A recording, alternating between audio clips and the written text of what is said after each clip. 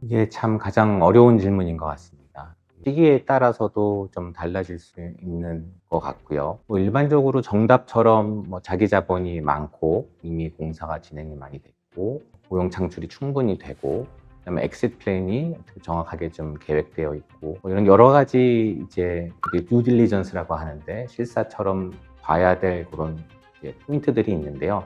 이것들을 다 둘러본다고 해도 어떤 부분이 좋으면 또 이 부분이 나쁘기도 하고 각 프로젝트마다 장단점이 있거든요.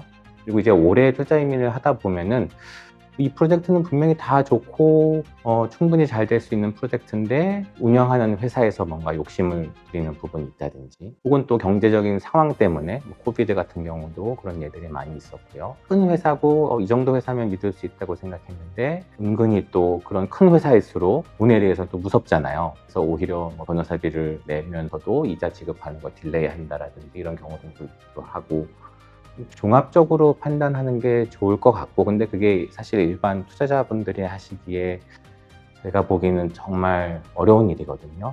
때문에 전문 회사, 또 전문가와 상의하시는 게 반드시 필요하다고 생각이 되고요. 한 가지 팁은 요새는 이제 AI가 나와가지고 뭐 PPM도 그렇고 서류들을 업로드 시켜서 여러 가지 질문을 해볼 수 있기 때문에 그런 점은 한번 투자자분들도 전에는 이게 영어고 워낙 방대한 양의 그 데이터가 있다 보니까 지금은 서류들을 AI를 통해서 또 요약본도 받으시고 여기에 이제 궁금한 점들을 질문도 해보시고 혹은 서로 다른 프로젝트들을 비교도 해보실 수 있는 그런 상황이 됐기 때문에 조금 더 시간적으로도 짧은 시간에 여러 가지 프로젝트들을 비교할 수 있는 그런 좋은 툴이 있는 것 같습니다. 사실 공공 투자라는 단어는 이제 투자인 및 미국 주류 업계에서는 좀 흔하게 쓰여지는 단어는 아니고요. 한국에서는 이제 이게 마케팅적으로 많이 활용이 되고 있기는 한데 실제로 고객이 투자하는 곳은 공공 뭐 기관이나 정부일 수는 없고 NC라고 하는 사실은 그냥 영리 법인이어야 되는 거고요. 프로젝트 자체에 물론 어떤 공공기관이라든지 뭐 주정부라든지 연관이 될 수는 있겠죠. 근데 프로젝트에 그런 연관성이 있다라고 해서 공공기관이나 뭐 주정부나 시정부나 카운티들도 각각의 다 크레딧이 있고 또 어떻게 보면은 정치적인 이유 때문에 개발을 하다가 뭐 개발이 중단이 될 수도 있는 거고 실제로도 예전에도 주정부에서 주로 운영하던 그 비즈니스 센터 자체가 스캔들에 뭐 이렇게 연루되면서 횡령 비슷한 일들도 있었고 여러 가지 일들이 있을 수 있는 건 사실 사기업과 크게 다르지 않다고 보고 있고요. 그래서 공공기관이란 뭐 이런 단어 때문에 프로젝트를 선택하시기보다는 프로젝트 자체에 여러 가지 뭐 원금의 환급성이라든지 안전성이라든지 또 영주권, 뭐 조건부 영주권을 해지하는데 아무 문제가 없을지 종합적으로 보시는 게 꼭 필요하다고 하겠습니다. 뭐 중국과 인도 분들이 사실 굉장히 많이 하시고요. 특히 이제 미국에 이미 거주하고 있지만 영주권이 없는 인도 분들이 굉장히 지금 큰 이제 EB5 고객들이거든요. 취업 이민을 하기가 워낙 어렵다 보니까 이분들이 거의 다 이제 투자 이민으로 많이 돌리고 있는데 사실 중국 분들, 인도 분들이 돈에 관한 부분을 굉장히 잘 따지시는 분들인데 제 개인적인 생각으로는 공공기관보다는 사기업이 더 돈에 대해서 정확하고 그리고 정부에 대한 신뢰보다는 그냥 이 돈과 계약을 믿고 그런 공공기관이라고 꼭 이런 프로젝트를 진행할 때 믿을 수 있다는 게 우리랑은 조금 다른 것 같습니다. 느끼는 부분이. 그래서 뭐 공공기관 프로젝트 자체가 많지도 않고요. 굉장히 꼼꼼하게 검토하세요.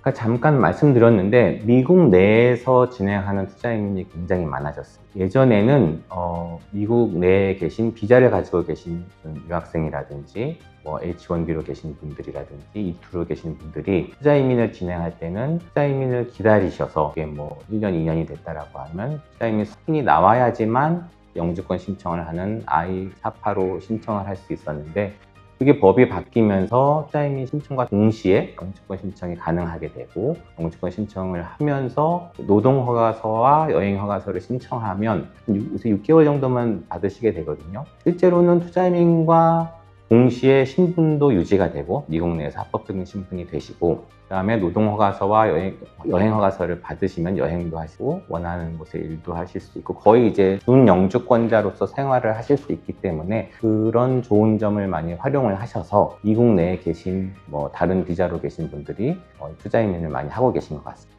아까 말씀드린 것처럼 중국 분들, 인도 분들은 그 비자 문호 때문에 취업 이민이라든지 이런 걸 진행하려면 너무 많이 기다려야 되니까 투자 이민으로 많이 돌리고 계시고, 한국 유학생들도 요새 취업하려고 하는데 H1B 받기가 워낙 어렵고 이런 이슈들 때문에 투자 이민으로 바로 노동허가를 받아서 인턴을 하더라도 편하게 할 수 있는 그런 옵션을 많이 활용하고 계십니다. 이것도 어려운 질문이네요. 근데 예전에 사실 굉장히 많이 인기 있었던 프로젝트들 보면 굉장히 규모가 큰 뉴욕이나 이런 대도시에 있는 큰 프로젝트들이 인기가 있었거든요. 그 이유를 생각해 보면 아무래도 큰 디벨로핑 회사들이 운영을 하고 있고 이름을 들어본 알만한 회사들이 진행하는 거니까 아무 문제가 없겠지라고 많이 믿고 진행을 하셨는데, 이런 프로젝트들에 겪어보니까 문제는 덩치가 크다 보니 이거를 환급을 받기가 되게 쉽지 않은 거예요. 그래서 EB5 투자는 프로젝트가 팔리든지 아니면 운영이 정상화되어서 은행에서 리파이낸싱을 받아야 되는데, 규모가 워낙 크다 보면 은행들도 그런 큰 돈을 함부로 빌려주기가 쉽지 않고 매각도 쉽지 않고, 그러다 보니까 혹시 이제 원금을 제때 주지 못하고 딜레이가 되는 그런 경우도 생길 수 있기 때문에 너무 규모가 큰 프로젝트는 엑시트 플랜에 대해서 다시 한번 생각을 해보시는 게 좋을 것 같다고 말씀드리고 싶습니다. 다 어려운 질문만 준비를 하셨네요. 공부를 많이 해보시라고 일단은 권해드리고 싶고, 공부하시다 보면 이제 전문가들과 또 상의를 하시는 게 필요할 것 같고요. 좀 폭넓게 한국 사이트들 말고도 요새는 사실은 외국에도 영어로 하는 사이트들도 번역도 되고 하니까 다양한 정보를 보시고 해보시는 게 좋을 것 같습니다. 너무 한 군데 어떤 특정 업체의 말만 믿는 것보다는 조금 다양하게 공부를 해보시는 게 아무래도 좋을 것 같습니다. 혹시라도 골드카드에 너무 많은 지원자가 있으면 비자 문제가 더 일찍 닫힐 수 있는 그런 가능성도 생길 수 있고요.